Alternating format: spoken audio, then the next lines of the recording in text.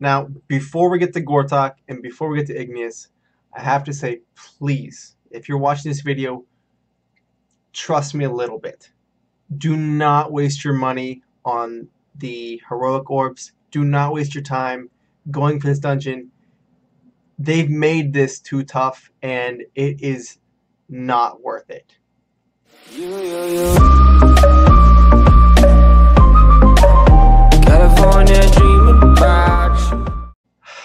What is going on, guys? A very reluctant, upset Rain here.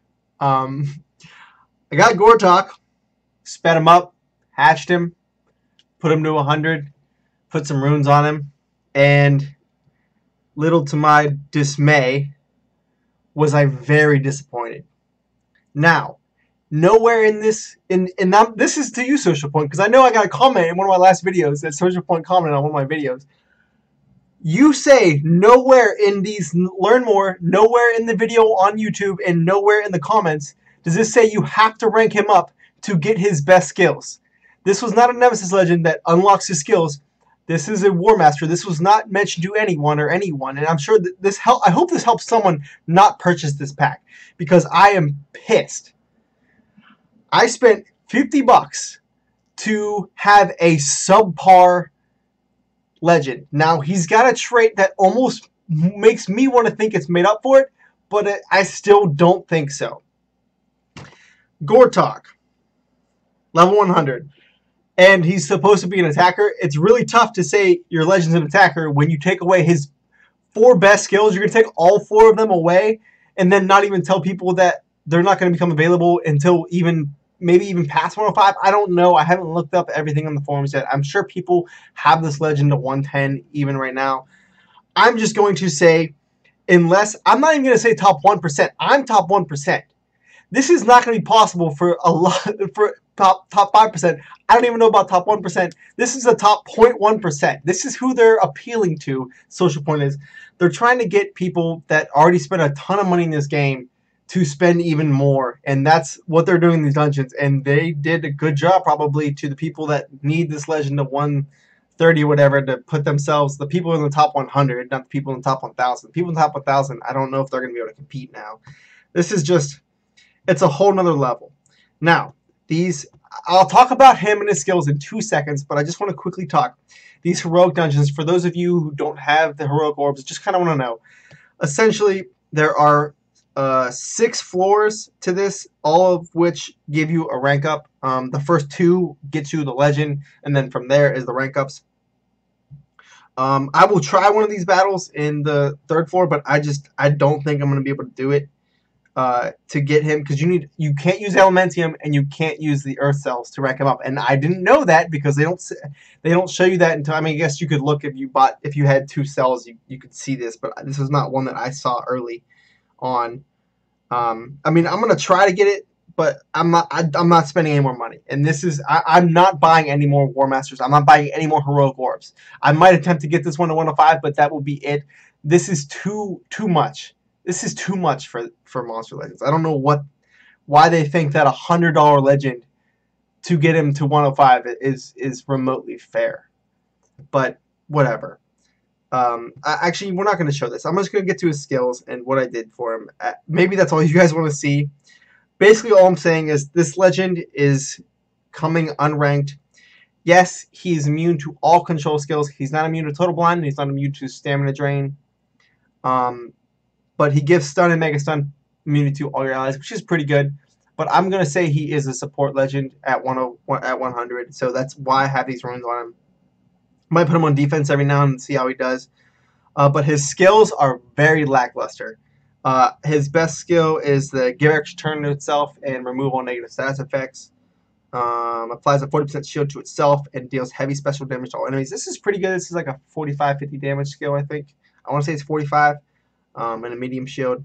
Damage mirror and earth hater to itself. And then quicksand to all enemies and massive earth damage to one enemy. Really, I'll get to, actually we'll talk about that first. His skills on Taringa and in the game, as most of you know, he has an AoE Mega Stun that doesn't cost you like Cryotan's Mega Freeze cost, like an absurd amount of stamina that you need to put a stamina rune on him.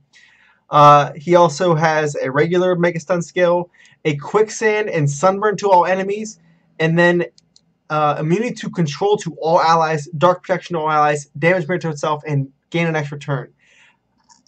That is an insane skill, and you don't have any of these. And most people aren't going to get this legend past 100 if they can even do that.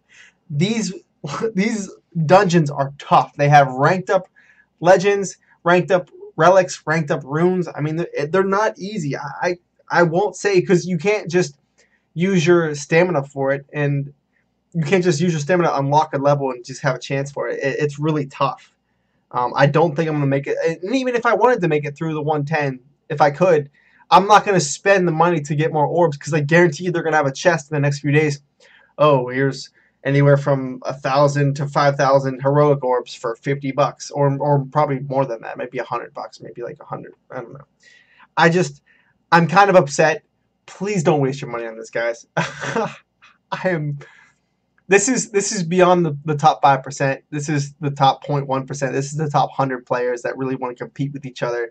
This legend is going to be insane, and I'm sure these Warmasters are going to be impossible to compete against. I'm already seeing really tough Nemesis legends with fully ranked up relics. I don't know what to do. It's too tough. But I do have good news. Igneus, we got the Titan race completed. It wasn't too tough. I put out a video, like, just get the final kill, and you're probably going to end up winning the race. If you get like more than half the kills, then you don't really have to battle. You just get the kills. They're worth $1 million each. But I really want to showcase Igneus' skill, because I'm actually happy about this legend. I'm going to recommend the relics I have on him. I'm going to say 2 speeds and a strength. You can put team speed on him, but I think for him to really shine, he needs to get his skill in before. He is an attacker, but I think he needs to get his skill in before the other legends will, which is his Burn Hater and Fire Weakness, which means he's going to be doing an insane amount of damage when he actually hits a legend. And I'll show you that. The skills that you'd want to run in succession are going to be Fire Weakness and Burn Hater to itself. This is going to put, like, I want to say, an insane amount of damage on enemies. And this is 115. Most of you probably have him at 115. But I want to say it's like a times 3 or times 6 damage. The Burn Hater is 300 or 200% damage, and then Fire Weakness is 80%. So that's like, or maybe it's only 400%. But you'll see really quickly. I have a level 7 rune on him. Most of you guys can get 4 or 5 and 6. 7's a little higher, but still, I will show you the immense damage this guy's dishing out with 1 strength rune in 2 seconds. If I can get him to go. That's not it. Why is this not? It's low fire damage to all enemies. Okay, so 30. That's with 1 strength rune. He's doing 35,000 damage. I don't know why that skill was weird, but the Burn Hater and Fire Weakness is really strong. It will wipe most teams, I'm guessing. So Fire Weakness and Burn Hater are what you're going to run, and then you want to run the heavy special damage skill, the very heavy fire damage to one enemy in case you need to take out their attacker or the denier first, and then the low fire damage to all enemies. I wouldn't recommend. You can run the AoE that's a special base, but I wouldn't recommend it because it doesn't have. You have the fire weakness to all enemies, so if you run the fire skill, it's probably gonna do more damage, which is what it does. And then I guess after that, I mean, I can talk about the progressive island. I guess we could just mention what's in there right now. Let's see, we have, I know, was it Van K Mark is terrible, don't worry about him. Globrush isn't too bad, he's a pretty decent attacker. Sir Francis Rock is the first epic, immune to stun, but his skills aren't too great. Remove shields from all enemies and block shields from all enemies, that's really what he's got. And he's got an AoE quicksand, that's not bad. Stats don't really matter on this guy, but it's not terrible.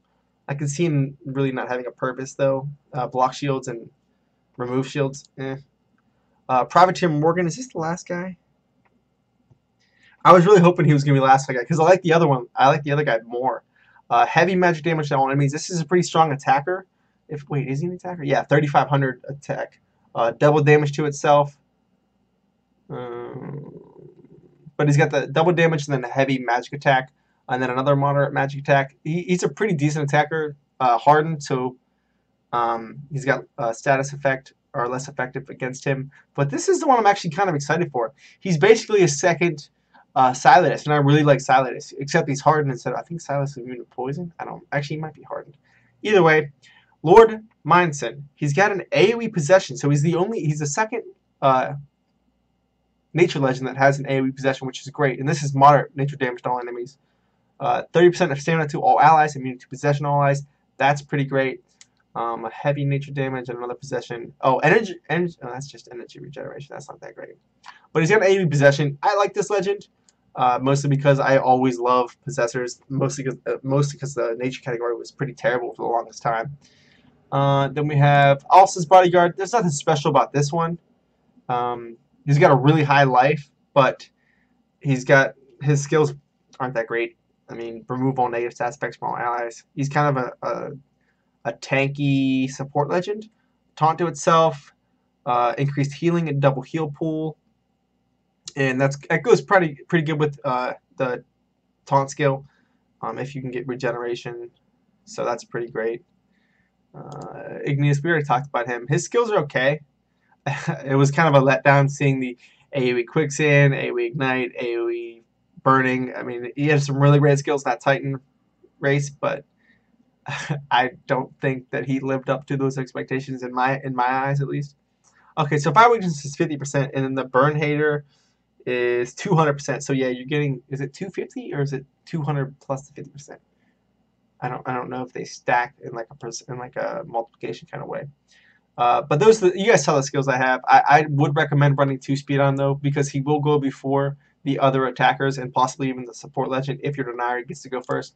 And then Tijin. This one, I hated this legend before I saw that it was the Faraday trait, which is I mean, it's the poor man's Faraday, but this is going to be a good legend.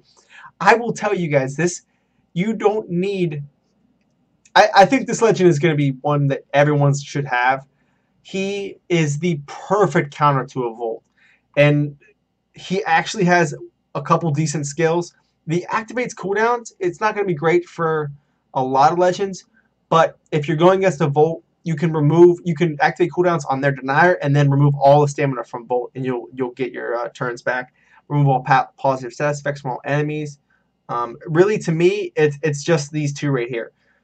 So he has the anticipation. So if you're going against Samuel, Volt, God, there actually are quite a bit of legends with extra turn skills. But I mean, Xyla, those are the ones you see always on defense and offense, actually. So if you're going against them and you have this legend, you can just put 3 team lives on it, and as long as you get your turn and it doesn't have like 3 level 10 strengths on him, you'll get your turn in, you can remove all stamina, and Volt is no longer a threat for at least a full turn, and your denier can go, your attack can go, your Volt can go, it doesn't matter. I like this legend. I don't know why it's not in a book yet, maybe because it hasn't been dropped into the game yet, but this legend is going to be the only one that I like besides Lord Mindson out of that out of those groups. And then I guess I'll just quickly touch on Taringa. I mean, you guys probably are already gone if you saw the GORTAK stuff. I'm upset, but I get social point. They're trying to make money, whatever. But there's got to be a cutoff point.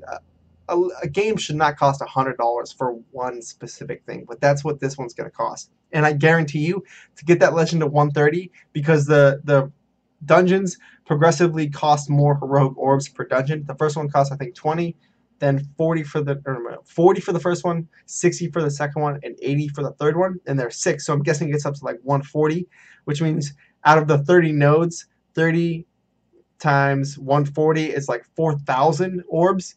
And if the 2,500 orbs cost $50, that's at least like $500.